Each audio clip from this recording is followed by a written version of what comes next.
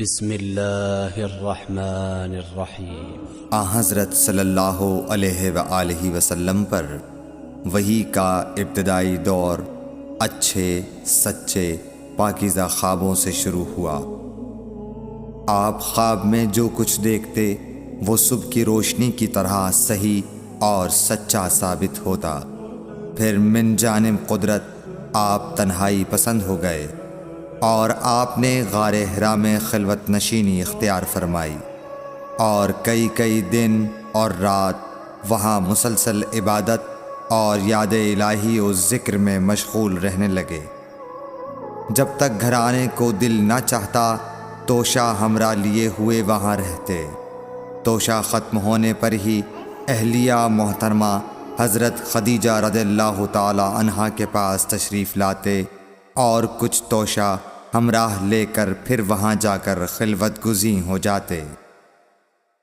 یہی طریقہ جاری رہا یہاں تک کہ آپ پر حق منکشف ہو گیا اور آپ غار حرا ہی میں قیام پذیر تھے کہ اچانک حضرت جبرائیل علیہ السلام آپ کے پاس حاضر ہوئے اور کہنے لگے کہ اے محمد پڑھو۔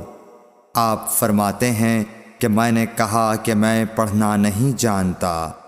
آپ صلی اللہ علیہ وسلم فرماتے ہیں کہ فرشتے نے مجھے پکڑ کر اتنے زور سے بھینچا کہ میری طاقت جواب دے گئی۔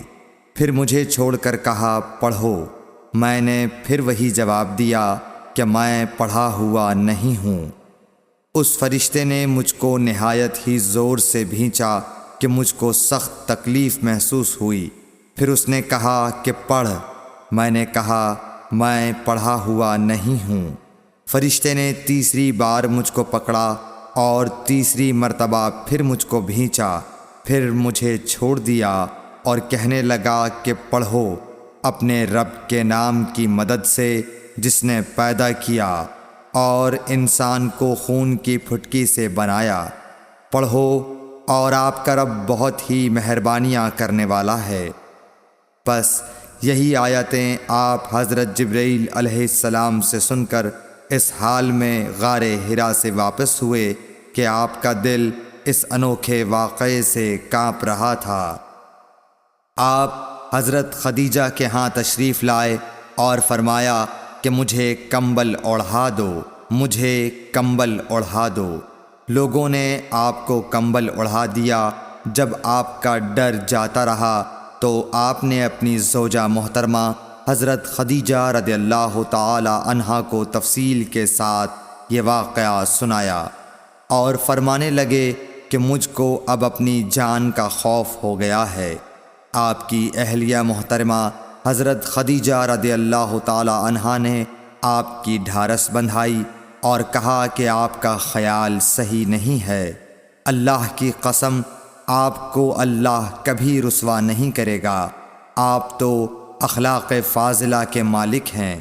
آپ تو کنبہ پرور ہیں، بے کسوں کا بوجھ اپنے سر پر رکھتے ہیں، مفلسوں کے لیے آپ کماتے ہیں، مہمان نوازی میں آپ بے مثال ہیں اور مشکل وقت میں آپ امر حق کا ساتھ دیتے ہیں۔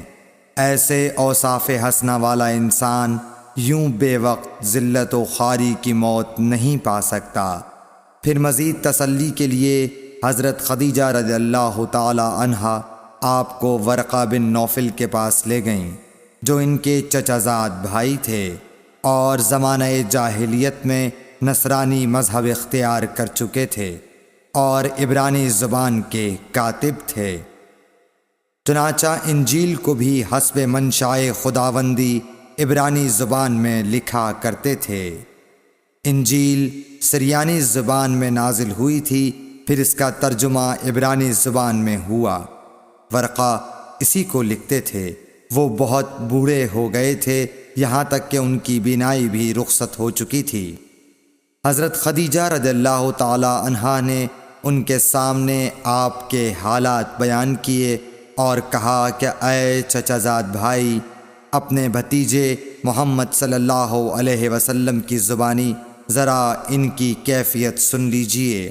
وہ بولے کہ بھتیجے آپ نے جو کچھ دیکھا ہے اس کی تفصیل سناؤ۔ چنانچہ آپ صلی اللہ علیہ وآلہ وسلم نے از اول تا آخر پورا واقعہ سنایا، جسے سن کر ورقہ بے اختیار ہو کر بول اٹھے کہ یہ تو وہی ناموس معزز رازدان فرشتہ ہے جسے اللہ نے حضرت موسیٰ علیہ السلام پر وحی دے کر بھیجا تھا۔ کاش میں آپ کے اس عہد نبوت کے شروع ہونے پر جواں عمر ہوتا، کاش میں اس وقت تک زندہ رہتا جب کہ آپ کی قوم آپ کو اس شہر سے نکال دے گی۔ رسول کریم صلی اللہ علیہ وآلہ وسلم نے یہ سن کر تعجب سے پوچھا کہ کیا وہ لوگ مجھ کو نکال دیں گے، حالانکہ میں تو ان میں صادق و امین و مقبول ہوں۔ ورقہ بولا، ہاں یہ سب کچھ سچ ہے، مگر جو شخص بھی آپ کی طرح امر حق لے کر آیا لوگ اس کے دشمن ہی ہو گئے ہیں۔ اگر مجھے آپ کی نبوت کا وہ زمانہ مل جائے تو میں آپ کی پوری مدد کروں گا، مگر ورقہ کچھ دنوں کے بعد انتقال کر گئے، پھر کچھ عرصے تک وحی کی آمد موقوف رہی۔ صحیح بخاری حدیث نمبر 3۔